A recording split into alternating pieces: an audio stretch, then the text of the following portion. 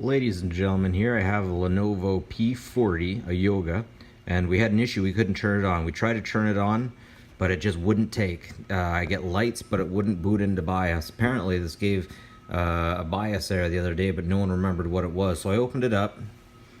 I'll just show you real quick over here. All of those screws.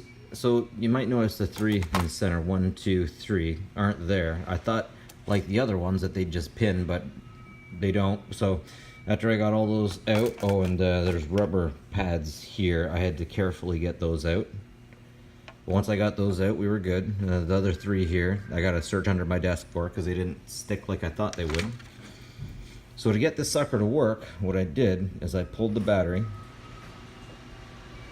and then pulled this battery, and then we were good to go.